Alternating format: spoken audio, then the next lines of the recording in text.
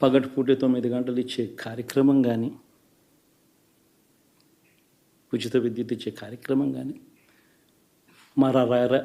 మరి ఆ 1,00,00,000 మంది రైతన్నల ప్రేమ ఏమైందో తెలియదు.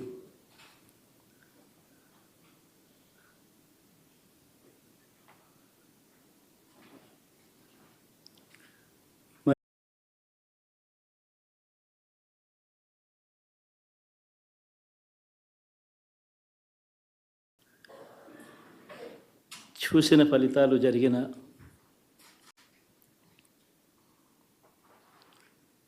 పరిస్థితులు చూస్తే నిజంగా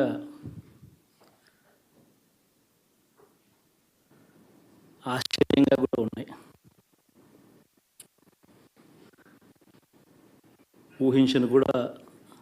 ఊహించలేదు ఇలా జరుగుతుందని, ఇలా వస్తాయని కూడా. బట్ ఎస్,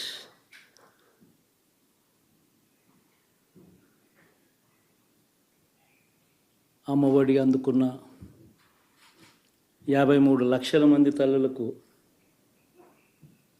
మంచి చేసినాం, పిల్లలు బాగుండాలి, వాళ్ళ చదువులు బాగుండాలని తాపత్రయపడుతూ అడుగులు వేశాం. మరి అక్క చెల్లెమ్మల ఓట్లు ఏమయ్యాయో తెలీదు. 66 లక్షల మంది అవ్వాతాతలకు, వితంతులకు, వికలాంగులకు గతంలో ఎప్పుడు జరగని విధంగా మంచి చేశాం. వారి కష్టాల్లో తోడుగా ఉంటూ, వారి కష్టాన్ని అర్థం చేసుకుంటూ, వారి ఇంటికే పంపించే వ్యవస్థను సైతం తీసుకొస్తూ, గతంలో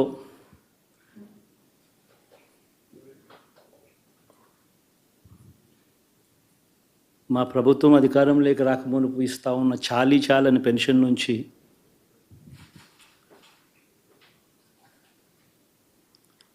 ఎంతో మంచి చేస్తూ అడుగులు వేసినా కూడా ఆ అవ్వాతాతలు చూపిన ఆప్యాయత ఏమైందో కూడా తెలియడం లేదు. దాదాపుగా 1,05,00,000 మందికి, పొదుపు సంఘాల అక్క చెల్లెమ్మలకు మంచి జరిగిస్తూ,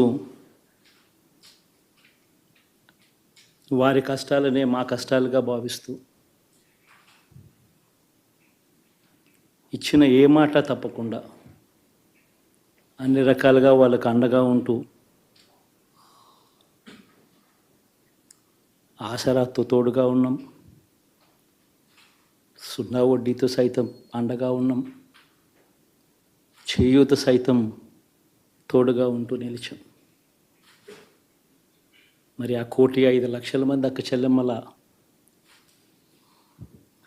ప్రేమాభిమానాలు ఏమయ్యాయో తెలియవు. 26 లక్షల మంది చేయూతను అందుకుంటున్న అక్క చెల్లెమ్మలు, వారి ఆప్యాయత ఏమైందో తెలీదు.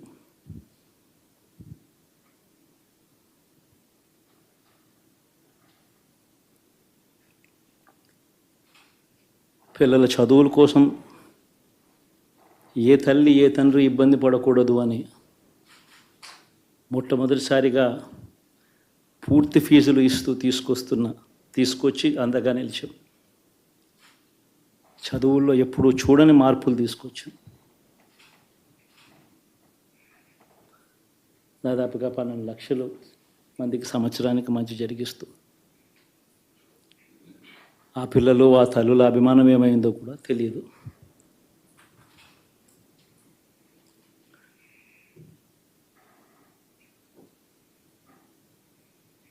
దాదాపుగా 54 లక్షల మంది రైతన్నలకు గతంలో ఎప్పుడూ చూడని విధంగా, జరగని విధంగా పెట్టుబడికి సహాయంగా అందించే కార్యక్రమం మొట్టమొదటిగా జరిగింది మన ప్రభుత్వం వచ్చాకే.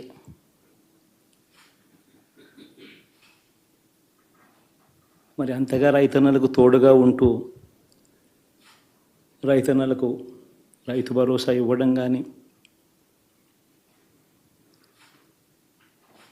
సమయానికే వారికి ఇన్పుట్ సబ్సిడీ ఎప్పుడు జరగని విధంగా సీజన్ ముగిసేలోగానే ఇచ్చే కార్యక్రమం కానీ, ఉచిత ఇన్సూరెన్స్ కానీ, పగటిపూట 9 గంటలు ఇచ్చే కార్యక్రమం కానీ, ఉచిత విద్యుత్ ఇచ్చే కార్యక్రమం కానీ,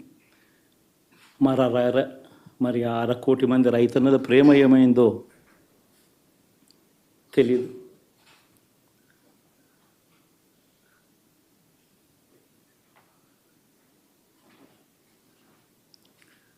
మరి ఇన్ని కోట్ల మందికి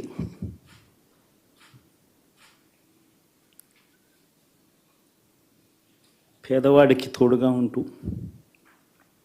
ఆటో డ్రైవర్లు నడుపుకుంటా ఉన్నవాళ్ళు ఆటోలు తోలుకుంటూ టాక్సీలు తోలుకుంటూ ఇబ్బంది పడకూడదని వారికి అండగా ఉంటూ ఓ వాహనమిత్ర, నేతన్నలకు అండగా ఉంటూ ఓ నేతన్న నేస్తం, మత్స్యకారులకు తోడుగా ఉంటూ మత్స్యకార భరోసా,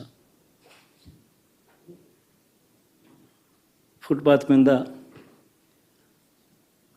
చిన్న చిన్న ఇడ్లీ షాపులు పెట్టుకొని నడుపుకుంటూ, చిన్న చిన్న బంకులు పెట్టుకొని నడుపుకుంటూ, చిన్న చిన్న వ్యాపారాలు చేసుకుంటా ఉన్న వీళ్లకు, నా అక్క చెల్లెమ్మలకు, నా అన్నదమ్మలకు మంచి జరగాలని ఆరాటపడుతూ వాళ్ళకు ఒక తోడు,